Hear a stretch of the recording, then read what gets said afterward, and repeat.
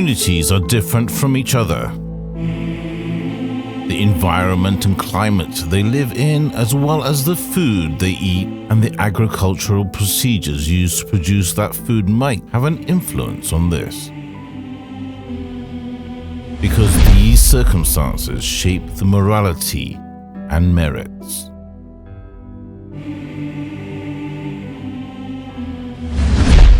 Opinions of the inhabitants of a virtuous city.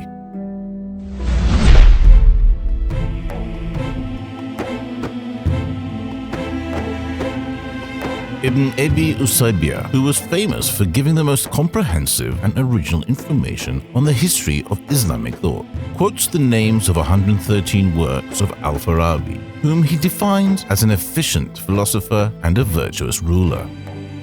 Famous historian of the philosophy of Islam, Zahiruddin Bahaqi, notes that there were 4 great philosophers in the world. 2 of them were born before the arrival of Islam, and the other 2 came after the arrival of Islam. There was Plato, Aristotle, Al-Farabi, and Avicenna.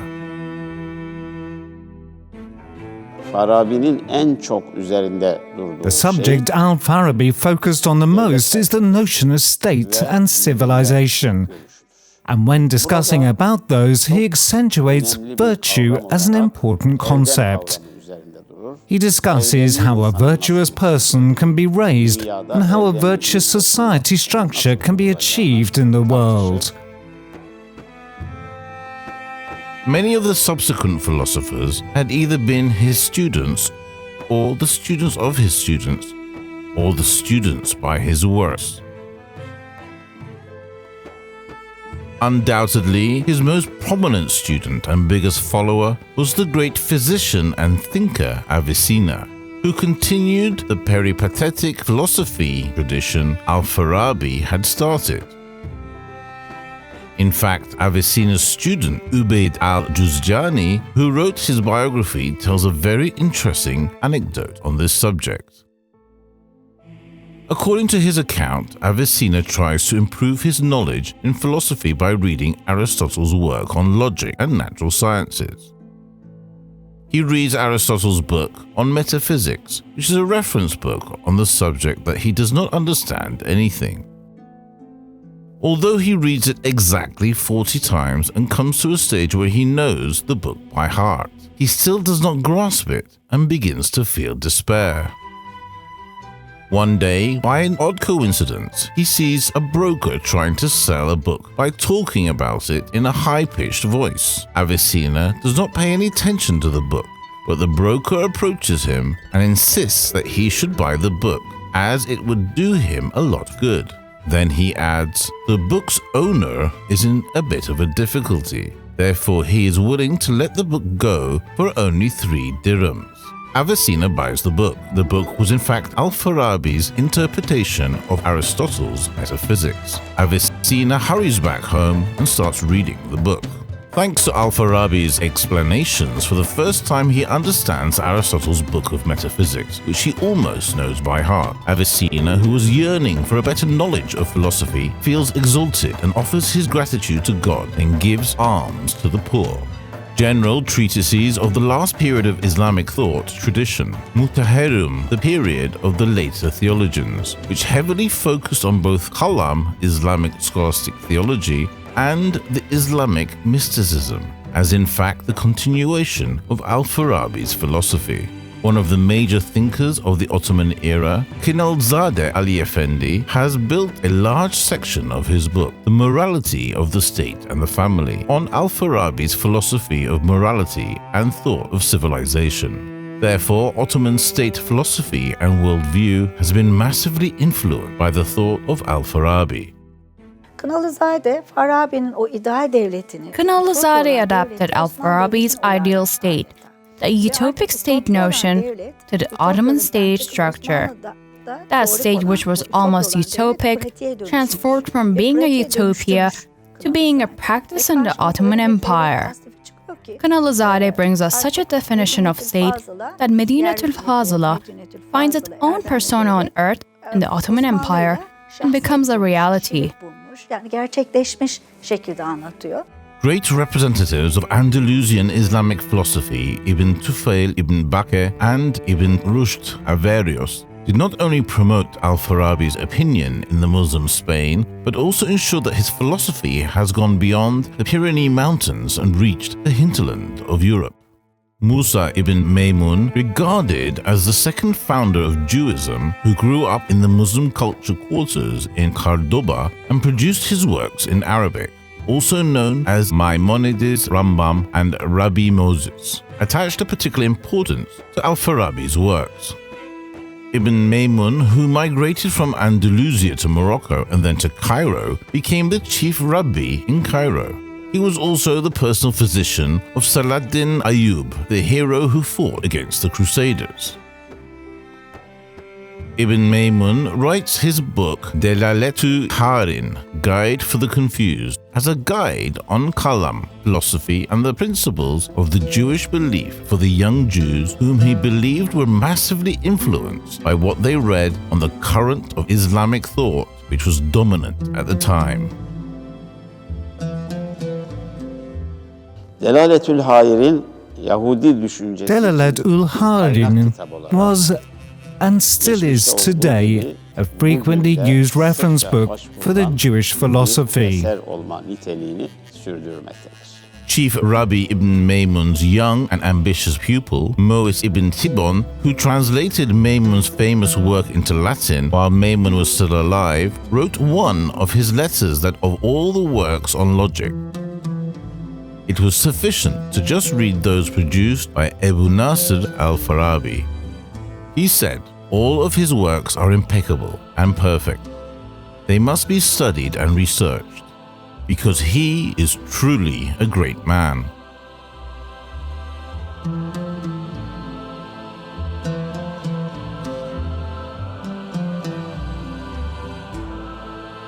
Today's Jewish philosophy and the religious literature owe a great deal to Musa ibn Maimun. The philosophical masterpiece of him was not the only work that distinguished him as a philosopher. He also wrote the books Mishneh Torah and Mishneh Sanhedrin, which shine like the moon among all other Jewish sources and made extremely valuable contributions to the Jewish faith. The views he shared in his correspondence to his pupil Samuel ibn Tibbon have been used as a source by all Jewish scholars, from Spinoza to Leo Strauss, namely from the Middle Age and New Age to today.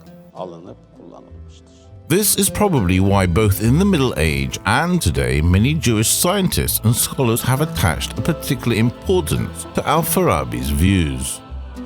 In many sections, particularly in section 27 of his fundamental work, Tibb al-Nufus, the hygiene of healthy souls and the therapy of ailing souls, Ben Maimun's Moroccan Jewish follower Joseph bin Judah ibn Aknan frequently refers to Al-Farabi's enumeration of sciences. Two of the great names of Christian philosophers in the Middle Age, Albertus Magnus and his pupil St. Thomas, cared about Al-Farabi's thoughts deeply. Both philosophers benefited from Al-Farabi's famous Letter of the Intellect. In the great debate they started against this unity of intellect thesis of Averroes, which was highly debated back then. Later on, Latin philosophers succeeding them has also given strong references to Al-Farabi. After the capture of Toledo by Christians with the reconquest of Spain movement, the city went through a frantic phase of translation from Arabic to Latin and Hebrew. Works of Islam scholars and philosophers, mainly of Al-Farabi, Avicenna, Averroes, and Al-Ghazali, became very reputable, particularly among the intellectuals in the university circles.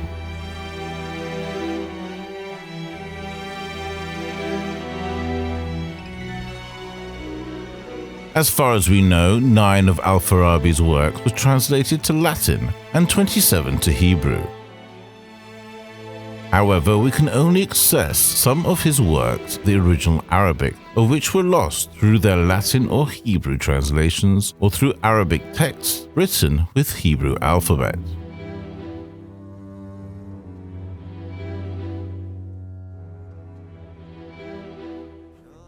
In the 13th century, by using severe threats and issuing anathemas, the Church tried to suppress the Averroïst and the Avicennian intellects, such as Sigurd de Brabant, who had forgone the Church's dogmas and tried to proliferate liberal thoughts. And although the Church issued numerous bans to achieve its goal, it has failed to obtain concrete results.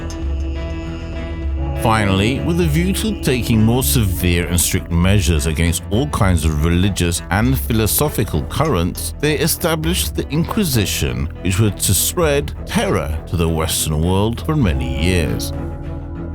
And they appointed the newly forming Dominican and Capuchin cult members as the Inquisitors.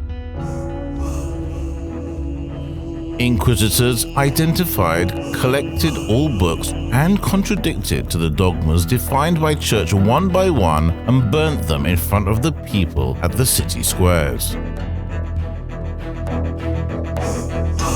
These courts, which are notorious for convicting Galileo for claiming that the earth rotates, had burnt alive for all the world to see many liberal thinking scholars, philosophers, and intellects such as Giordano Bruno and Tycho Brahe, who they accused of being an Averroïst. These courts played a major role in the conflict between science and religion, which was very common in the West.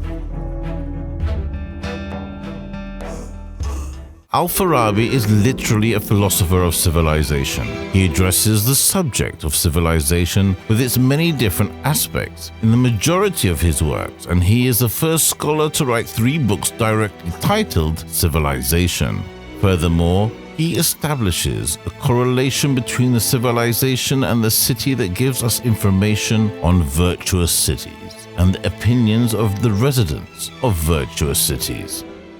As well known, the word civilization expresses the cumulative total of social, cultural, political, intellectual, institutional, technical, and economic knowledge, level and opportunities introduced by, in short, cities being urban and the city life. Batı dünyasında medeniyet karşılığı olan The word civilization was first introduced in the dictionaries in the 18th century in the Western world. Subsequently, it became a very compressive concept that embraced the entire world. The word that corresponds to civilization in Turkish, medeniyet, was derived from the Arabic word Medina, which means city, and the Arabic phrase Medeniyetun Nebi, which means the city of the Prophet. Civilization is the sum of the substance of humanity's achievements, gains, and experiences in all fields. Civilizations that emerge with the existence of first human being on Earth. It's a global synthesis which has evolved and developed with the joint contributions of all societies, cultures, and religions. It is known that factors such as race, religion, climate, nutrition, and geography play a role in the formation of civilizations. Cultures unite and form a civilization.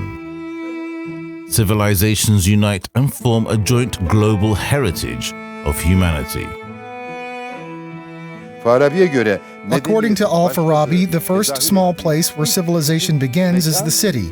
It is Medina. Social structures that come before it does not allow the development of a civilization. For instance, civilization does not develop in a village or in a district.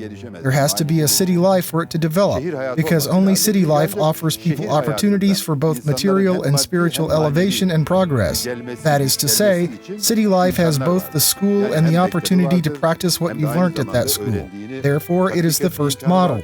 But Al-Farabi has one other aspect that is very important as well. In his book called Medinetul Fadila, he does not stop with the virtuous city. He asserts that those virtuous cities can come together and form a virtuous state.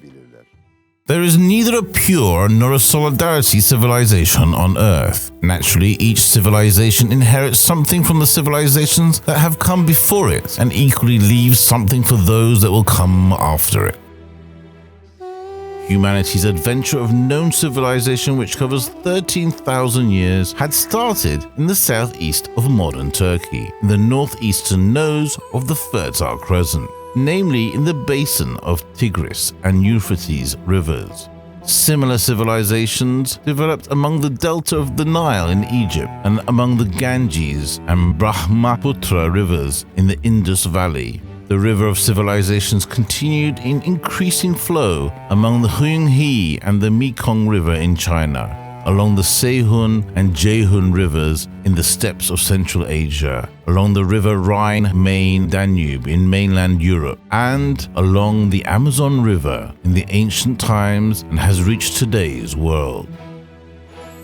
The new vision about the human being, life, universe, and God, which was introduced by this new religion and its connection to it, the well-rooted, consistent, and holistic worldview have played an important part in the development of the Islamic civilization.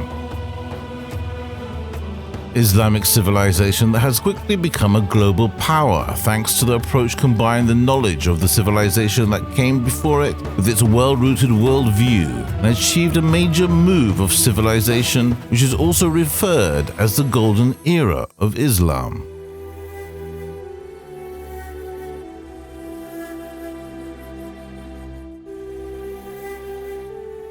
But three dangerous developments occurred in the 13th century have first undermined the dynamism of this civilization and then caused it to turn on itself and stop. One of these developments was the Mongolian invasion, the other was the Crusades, and the third was the esoteric Batini terrorism. Khwarezm Shah dynasty's governor of Uttar, Ghayer Khan, had almost 500 members of the commercial delegation sent by Genghis Khan killed for empty reasons. Consequently, Genghis Khan, who was preparing for the Chinese campaign, cancelled it and conquered Uttar in 1220, putting all residents to the sword. Governor Ghayer Khan was sentenced to death by molten silver poured down his eyes and ears. Later on, the Mongolian armies conquered Bukhara, plundered the city, putting all the residents to sword. In Giovanni's words, the meadow in front of the city was almost like a big basin of human blood. Genghis Khan, who moved to Samarkand after Bukhara, put the city on fire with all its living residents inside. Then he moved towards the west, laying all cities on his path to waste. But the most dramatic and tragic results of the Mongolian invasion were experienced in Baghdad, where Islamic civilization had its golden era.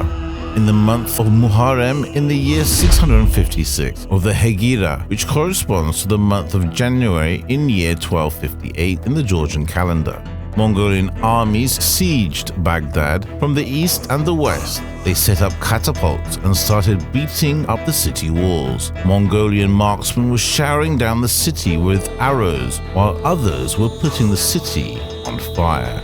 Screams, smoke and flames were filling the sky.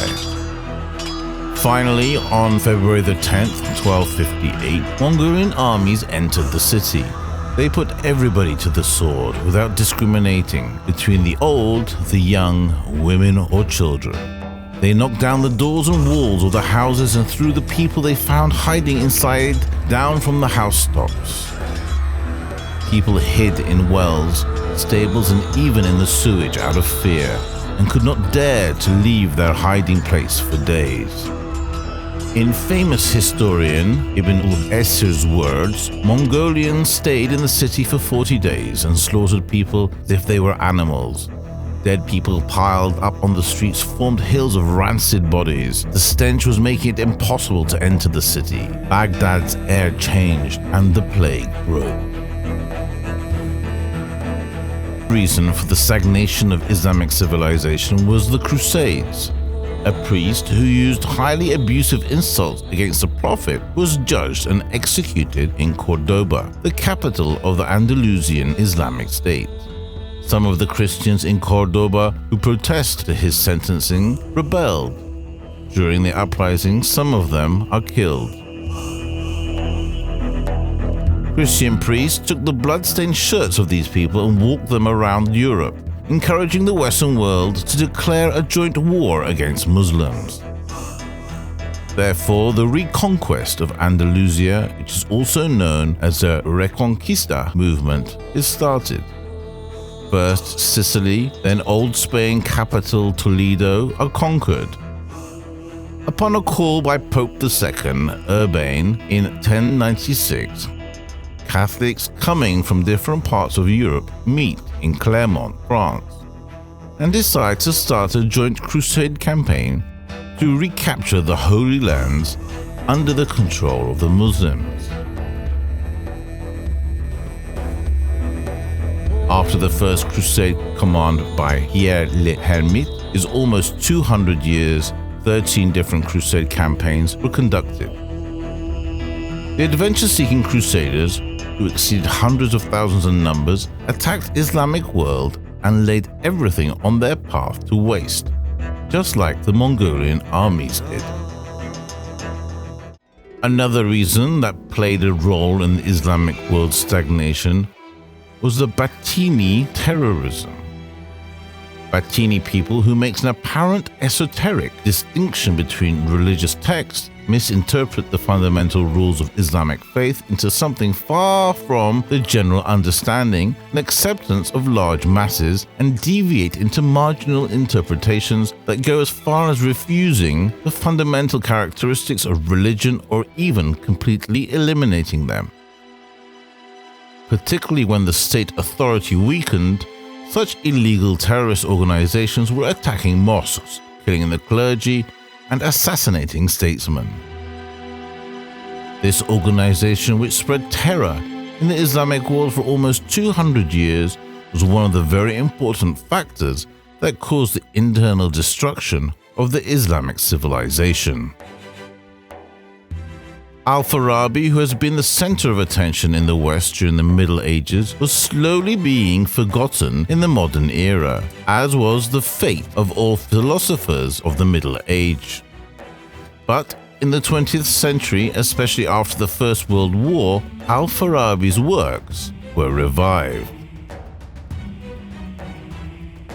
French philosopher Etienne Gilson, who re-examined Al-Farabi's theory of intellect in the 1940s, calls attention to two significant novelties Al-Farabi had introduced to the system of thought.